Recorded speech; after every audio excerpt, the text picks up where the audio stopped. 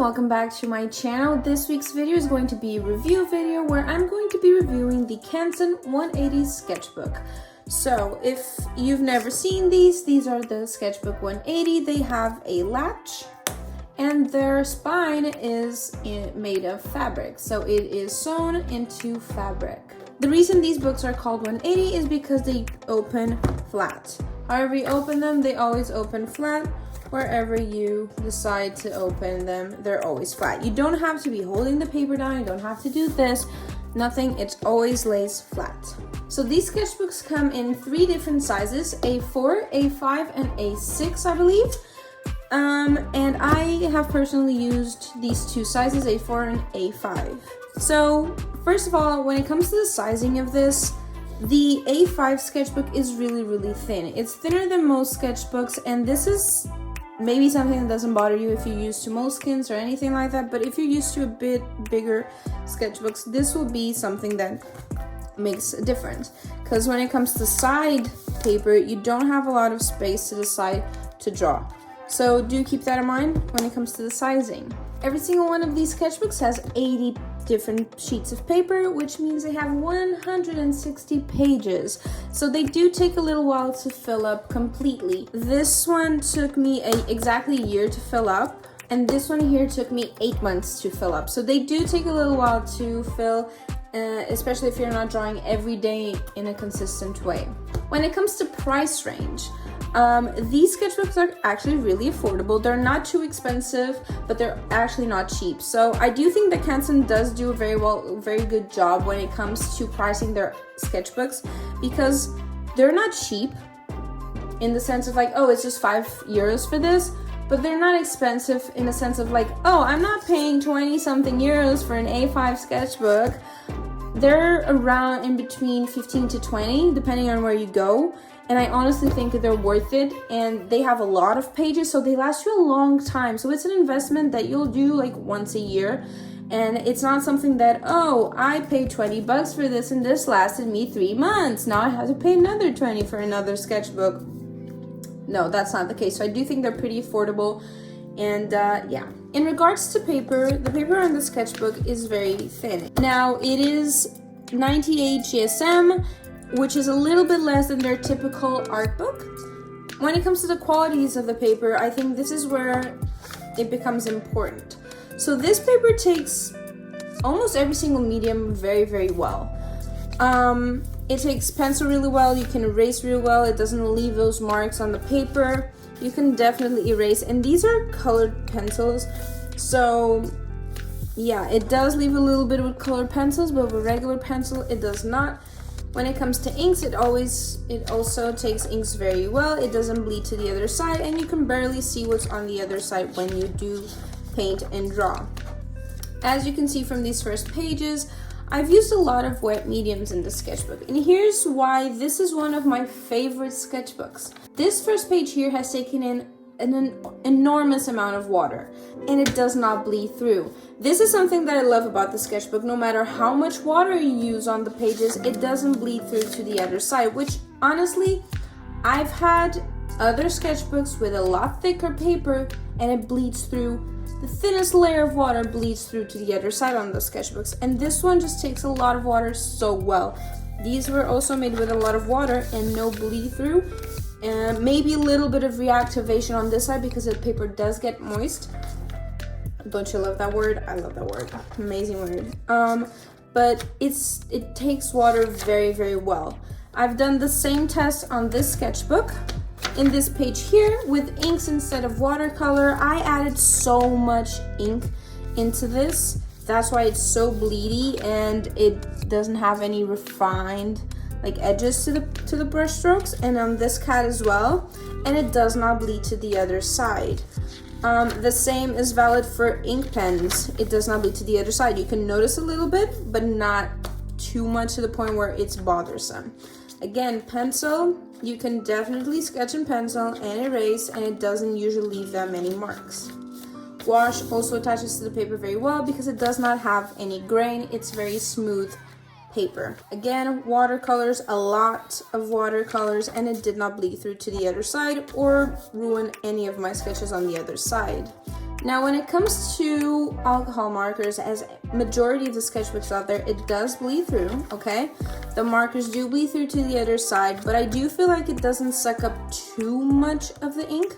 And even though they bleed through to this side, they won't bleed to this one. So I usually do use a sheet of paper in between my pages all the time. But even if you don't, it doesn't bleed to this side. So that's always great. I've used it in a couple places where I used a lot of ink and it didn't bleed ever to this side. As you can see here, I did the cats that are on this page and it bled through to the other side, but not to this one, which I find that is really good. I've also used acrylic on these papers. They're pretty good. Gouache also attaches really well to the paper, and you can get really nice art done in this paper. One thing I do realize is if you do use watercolor and you use a lot of watercolor, or you do a lot of brush strokes, whatever, a lot of layers, it does get a little bit of a texture. I'm not sure if you're going to be able to see it, but you can definitely hear it. So this is the texture on this side of the paper, and this is the paper without. So you can definitely tell by the sound of it that it does have a bit of texture, but honestly, that's not something that bothers me. Of course, this paper isn't going to do what watercolor paper would. It's not a watercolor sketchbook. It's not a mixed media sketchbook. So do keep that in mind. But I do feel like it does the work really well, and it doesn't leave those splotches or those little dots on watercolor when you do use watercolor on this paper. Markers also work very well and they don't bleed to the other side. As you can see, I use markers here, water-based markers here, and they don't bleed to the other side. Also use here for this part, and they don't bleed to the other side, which I find to be also very good, because there are water-based markers that do ruin your papers, but this one tends to resist very well. Now, to be truly transparent, I do have to mention that I have these markers here. I bought them in a grocery store. I don't know the brand or anything. They're really cheap brush markers. They ruin themselves with just one use. They're not good, really cheap. And one thing that they do is they lift up the paper. They literally rip the paper while you're painting. So those do bleed through to the other side, just because they rip up the paper so the ink passes to the other side. And I do believe that's the only reason why, because it wasn't every single color. It was just a few that did ruin the paper while I drew them. And this is the only brand of markers that I have had this experience in, both the sketchbooks. So I don't know if it's a specific brand or whatever they did, but this is the only situation where I found this to happen. I could go through this entire sketchbook and you wouldn't have any other markers do any of that, but those do that. So I don't know, I think it's a relevant thing to say, but I don't think that it's something that would affect the quality of the sketchbooks. So lastly, I want to mention these latches. So this is actually something that in the beginning I didn't actually appreciate. I didn't enjoy them, and when I first got this one, it was a gift. I'd been wanting to try the sketchbook for a while, and it was a gift from my boyfriend, and this latch here was something that kind of bothered me. And it is bothersome sometimes, especially if you're right-handed. When you're drawing on this side of the paper, you always have this here. So one thing that I had to constantly do is put the eraser on top of this to hold it down while I draw. This is definitely achievable. It's not something that you should be turned off by, honestly, when you go and buy this. You can definitely turn it back. I did turn it back quite a few times. That's why it's starting to rip. But it's not something that would be like, oh, it's so bothersome, I hate it.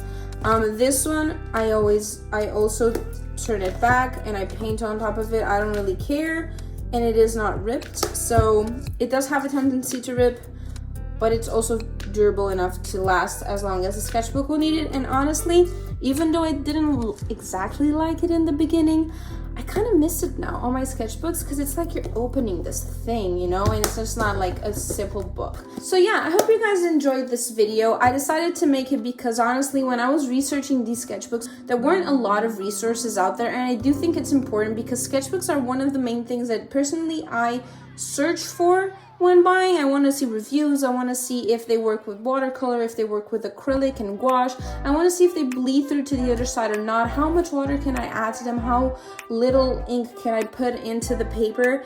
How thick is the paper? Is it worth it?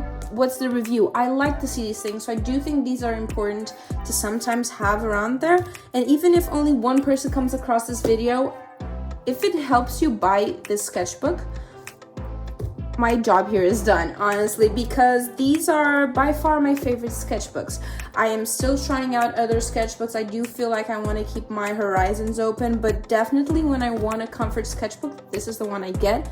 So much so that I bought the second one. So yeah, I do advise you, if you're on the edge of like, do I buy it or don't I buy it, do buy it. It's definitely worth it. I love this sketchbook, and I've been able to experiment so much and be as freely creative as I can, as I want. So I do advise you to give this a try, because I definitely think it's worth it. If you guys have any other sketchbooks you'd like me to review, please let me know. And if you want me to keep going through my sketchbooks and reviewing other brands that are kind of known and you can still find, let a girl know. Well, I hope you guys enjoyed this, and I'll see you in my next video. Bye!